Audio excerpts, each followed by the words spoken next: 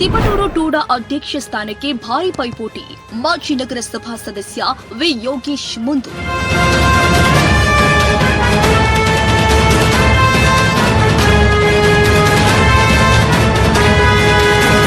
ಭಾರಿ ಚರ್ಚೆಗೆ ಕಾರಣವಾಗಿದ್ದ ತಿಪಟೂರು ಯೋಜನಾ ಪ್ರಾಧಿಕಾರದ ಅಧ್ಯಕ್ಷ ಹುದ್ದೆ 2018ರಿಂದ ಖಾಲಿ ಉಳಿದಿದ್ದು, ಇದೀಗ ಅಧ್ಯಕ್ಷ ಗಾದಿಗೆ ಹಲವಾರು ಪೈಪೋಟಿ ನಡುವೆಯೇ ಮಾಜಿ ನಗರಸಭಾ ಸದಸ್ಯ ವಿ ಯೋಗೇಶ್ ಮುಂದಿರುವುದಾಗಿ ತಿಳಿದು ಬರ್ತಾ ಇದೆ. ಈ ನಡುವೆ ಕಾಂಗ್ರೆಸ್ನಿಂದ ಮತ್ತೊಬ್ಬ ಅಭ್ಯರ್ಥಿ ಪ್ರಸನ್ನಕುಮಾರ್ ಕೂಡ ಪೈಪೋಟಿ ನೀಡುವ ಸಾಧ್ಯತೆ ಇದೆ ಎನ್ನಲಾಗ್ತಾ ಇದೆ. ಅಧ್ಯಕ್ಷ ಗಾದಿ ನೆನೆಗುದಿಗೆ ಬಿದ್ದಿದ್ದು ಅಧ್ಯಕ್ಷರಿಲ್ಲದೆ ದಿಕ್ಕು ತಪ್ಪಿದಂತಾಗಿದೆ. ನಗರವು ವಾಣಿಜ್ಯ, ಶಿಕ್ಷಣ ಮತ್ತು ಕೈಗಾರಿಕಾ ಕ್ಷೇತ್ರದಲ್ಲಿ ಮುಂಚೂಣಿಯಲ್ಲಿ ಇದ್ದು ದಿನದಿಂದ ದಿನಕ್ಕೆ ವೇಗವಾಗಿ ಬೆಳೀತಾ ಇದ್ರು ಅಭಿವೃದ್ಧಿಗೆ ಅಗತ್ಯ ಯೋಜಿತ ವ್ಯವಸ್ಥೆಯ ಕೊರತೆ ಕಳೆದ ಹಲವು ವರ್ಷಗಳಿಂದ ಎದ್ದು ಕಾಣ್ತಾ ಇದೆ. ಕೆಲವು ವರ್ಷಗಳಿಂದ ನಗರ ಯೋಜನಾ ಪ್ರಾಧಿಕಾರದ ಅಧ್ಯಕ್ಷ ಹಾಗೂ ಸದಸ್ಯರ ನೇಮಕಾತಿಗೂ ಕಾಲ ಕೂಡಿಲ್ಲ.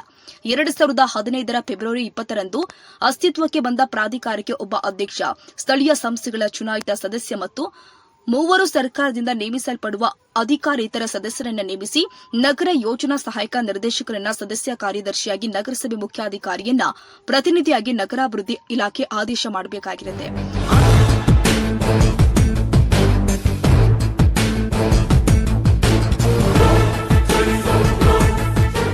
ಆರಂಭದಲ್ಲಿ ಉಪವಿಭಾಗದ ಅಧಿಕಾರಿ ಪ್ರಜ್ಞಾ ಅಮ್ಮೆಂಬಳ 2 ತಿಂಗಳು ಅಧ್ಯಕ್ಷರಾಗಿ ಕಾರ್ಯನಿರ್ವಹಿಸಿದ ನಂತರ 2015ರಲ್ಲಿ ಸಿಬಿ ಶಶಿಧರ್ 18 ತಿಂಗಳು ಮತ್ತು 2ನೇ ಅವಧಿಯಲ್ಲಿ 19 ತಿಂಗಳು ಅಧ್ಯಕ್ಷರಾಗಿ ಕಾರ್ಯನಿರ್ವಹಿಸಿದರು.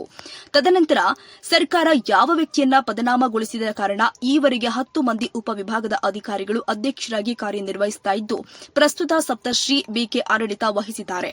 ನಗರವನ್ನ ಸಮಗ್ರವಾಗಿ ಅಭಿವೃದ್ಧಿಪಡಿಸುವುದು, ವಸತಿ, ಕೈಗಾರಿಕೆ, ವ್ಯಾಪಾರ, ಸಾರಿಗೆ, ಒಳಚರಂಡಿ, ರಸ್ತೆ, ನೀರು ಮುಂತಾದ ಮೂಲಸೌಕರ್ಯ ಅಭಿವೃದ್ಧಿಪಡಿಸುವುದು, ಅನಧಿಕೃತ ಕಟ್ಟಡ ನಿರ್ಮಾಣ ಮತ್ತು ಅಸಂಘಟಿತ ವಸತಿ ಪ್ರದೇಶವನ್ನ ನಿಯಂತ್ರಿಸುವುದು, ಪರಿಸರ ಸ್ನೇಹಿ ಮನೆ ಕಟ್ಟುವವರಿಗೆ ನಕ್ಷೆ ಅನುಮೋದನೆ, ಯೋಜನಾ ಅನುಮತಿ, ಭೂ ವಿನ್ಯಾಸಕ್ಕೆ ಸಂಬಂಧಿಸಿದ ಪ್ರಕ್ರಿಯೆಗಳು ಟೂಡಾದಿಂದ ಸುಗಮವಾಗಲಿದೆ. ಯೋಜನಾ ಪ್ರದೇಶದ ವ್ಯಾಪ್ತಿಯೊಳಗೆ ತಿಪಟೂರು, ಗೊರಗೊಂಡನಹಳ್ಳಿ, ಮಾರನಗೆರೆ, ಲಿಂಗದಹಳ್ಳಿ, ಮಾದಿಹಳ್ಳಿ, ಕಂಚಘಟ್ಟ, ಅಣ್ಣಾಪುರ, ಈಡೇನಹಳ್ಳಿ, ಹಳೆಪಾಳ್ಯ, ಆನಗೊಂಡನಹಳ್ಳಿ, ಬೈರನಾಯಕನಹಳ್ಳಿ, ಚಟ್ಟಹಳ್ಳಿ, ದೊಡ್ಡಮ, ಗೆದ್ದೆಹಳ್ಳಿ, ಹಾವಿನಹಳ್ಳಿ, ಹಿಂಡೆರೆ, ಹೊನ್ನೇನಹಳ್ಳಿ, ಹೊಸಹಳ್ಳಿ, ಹುಚ್ಚಗೊಂಡನಹಳ್ಳಿ, ಹುಲ್ಲುಕಟ್ಟೆಕೊಪ್ಪ, ಮಡೆನೂರು, ತಿಮ್ಮನಹಳ್ಳಿ, ರಾಮಶೆಟ್ಟಿಹಳ್ಳಿ, ಶಂಕರನಹಳ್ಳಿ ಗ್ರಾಮಗಳು ಒಳಪಟ್ಟಿದೆ. 8 ವರ್ಷಗಳಿಂದ ಅಧ್ಯಕ್ಷ ಸದಸ್ಯರ ನೇಮಕಾತಿ ಇಲ್ಲಿ ದುರ್ಬಲವಾಗಿದ್ದು, ನಗರ ಯೋಜನಾ ಪ್ರಾಧಿಕಾರಕ್ಕೆ ಅಧ್ಯಕ್ಷರು ಹಾಗೂ ಸದಸ್ಯರ ನೇಮಕ ಮಾಡದೆ ಬಿಟ್ಟಿರುವುದು ವಿಷಾದನೀಯ. ನೇಮಕಾತಿ ಇಲ್ಲದಿರುವುದರಿಂದ ಪ್ರಾಧಿಕಾರದ ಕಾರ್ಯಗಳು ಕೂಡ ಸ್ಥಗಿತಗೊಂಡಿದ್ದು, ಅಭಿವೃದ್ಧಿ ಯೋಜನೆಗಳು ಕಾಗದಕ್ಕೆ ಸೀಮಿತವಾಗಿದೆ. ಪ್ರಾಧಿಕಾರಕ್ಕೆ ಯಾವುದೇ ಸರಿಯಾದ ಆಡಳಿತ ಮಂಡಳಿಯ ವ್ಯವಸ್ಥೆ ಇಲ್ಲ.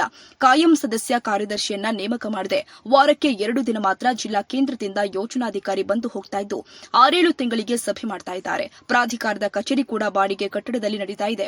ಸಾರ್ವಜನಿಕರಿಗೆ ಜಮೀನಿನ ನಕ್ಷೆ, ಭೂ ವಿನ್ಯಾಸ, ಅನುಮತಿ ಹಾಗೂ ಕಟ್ಟಡ ನಿರ್ಮಾಣ ಸಂಬಂಧಿತ ಕಾರ್ಯಗಳು ಕೂಡ ವಿಳಂಬವಾಗ್ತಾ ಇದೆ. ಅಭಿವೃದ್ಧಿ ಯೋಜನೆಗಳ ಅನುಷ್ಠಾನಕ್ಕೆ ಅಧಿಕಾರಿಗಳ ಸ್ಪಷ್ಟತೆ ಇಲ್ಲದಂತಾಗಿದೆ. ಜಿಲ್ಲಾ ಪಂಚಾಯಿತಿ, ಎಪಿಎಂಸಿ, ನಗರಸಭೆ, ಗ್ರಾಮ ಪಂಚಾಯಿತಿ ಅವಧಿ ಮುಕ್ತಾಯವಾಗ್ತಾ ಇದ್ದು, ಸ್ಥಳೀಯ ಆಡಳಿತದ ಕನಸು ಗಗನ ಕುಸುಮವಾಗಿದೆ.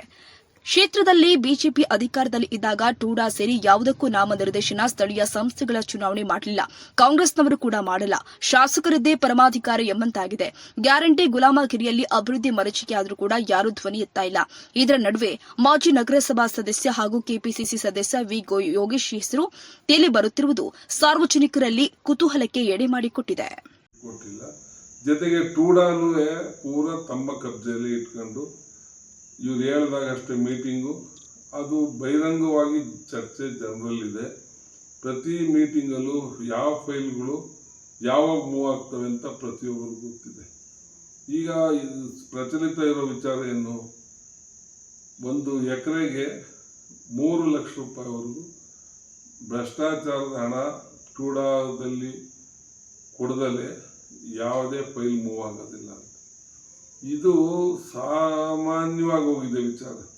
ಅಂದರೆ ಅಧಿಕಾರಗಳನ್ನು ಬೇರೆಯವರಿಗೆ ಕೊಟ್ಟರೆ ಈ ತಮಗೆ ಅನುಕೂಲಗಳಾಗಲ್ಲ ಅನ್ನೋ ಒಂದು ಕೆಟ್ಟ ಉದ್ದೇಶದಲ್ಲಿ ಇವತ್ತು ಈ ಅಧಿಕಾರಗಳನ್ನು ಯಾರಿಗೂ ಕೊಡದಲೇ ತಮ್ಮ ಅನುಕೂಲಕ್ಕೋಸ್ಕರ ತಮ್ಮ ಬಳಿನೇ ಇಟ್ಕೊಂಡು ಇವ್ರು ಹೇಳಿದಾಗ ಮೀಟಿಂಗ್ ಮಾಡೋದು, ಇವ್ರು ಹೇಳಿದ ಫೈಲ್ ಮಾತ್ರ ಕ್ಲಿಯರ್ ಮಾಡೋದು.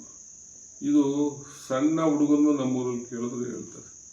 ಹೀಗಾಗಿ ತಾಲೂಕಿನ ಅಭಿವೃದ್ಧಿಯ ವಿಚಾರದಲ್ಲಿ ಈ ರೀತಿಯ ನೆಗೆಟಿವ್ ಥಾಟಿಂದ ದೊಡ್ಡ ತೊಂದರೆ ಆಗಿದೆ.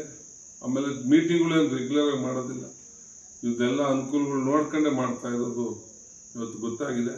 ಇದು ಒಂದು ದೊಡ್ಡ ಅನಾಹುತ. ಸರ್ಕಾರದ ಉದ್ದೇಶಗಳು ಸಫಲ ಆಗ್ತಾ ಇಲ್ಲ.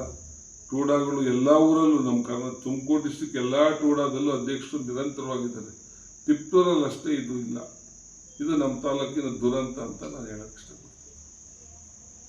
ನೋಡಿ, ನಾನು ಗಮನಿಸ್ದಂಗೆ ಇವೆಲ್ಲದು ಹಿಂದಿನಿಂದಲೂ ಸರ್ಕಾರಗಳು ಯಾಕೆ ಮಾಡಿದೆ ಅಂದರೆ, ಕಾರ್ಯಕರ್ತರುಗಳಿಗೆ ಒಂದು ಅವಕಾಶ, ಶಾಸಕರಲ್ಲದಲ್ಲೇ ಇರೋರಿಗೆ ಒಂದು ಅವಕಾಶ, ಜನಸೇವೆ ಮಾಡೋದಕ್ಕೆ ಮತ್ತು ಕೆಲಸದ ಭಾರ ಕಡಿಮೆ ಮಾಡೋದಕ್ಕೆ MLAಗಳಿಗೆ ಬೇರೆ ಬೇರೆ ವರ್ಗದವ್ರನ್ನ, ಅಂದರೆ ಅವಕಾಶ ವಂಚಿತ ವರ್ಗ ಇರ್ತಾರೆ, ಸೇವಾ ಮನೋಭಾವರು, ಅಂಥವ್ರಿಗೆ ಒಂದು ಅವಕಾಶ ಕೊಟ್ಟು ತಾಲೂಕಿನ ಮತ್ತು ನಗರದ ಒಂದು ಅಭಿವೃದ್ಧಿ ವಿಚಾರದಲ್ಲಿ ಏನಾದ್ರು ಮಾಡಿದರೆ ಅದಕ್ಕೆ ಸುಲಭವಾದ ರೀತಿಯಲ್ಲಿ ಜನಕ್ಕೆ ಕೆಲಸ ಆಗಲಿ ಅನ್ನೋ ರೀತಿಯಲ್ಲಿ ಒಂದು ಸಪ್ರೇಟು ಏನು ತಿಪ್ಟೂರು ಅರ್ಬನ್ ಡೆವಲಪ್ಮೆಂಟ್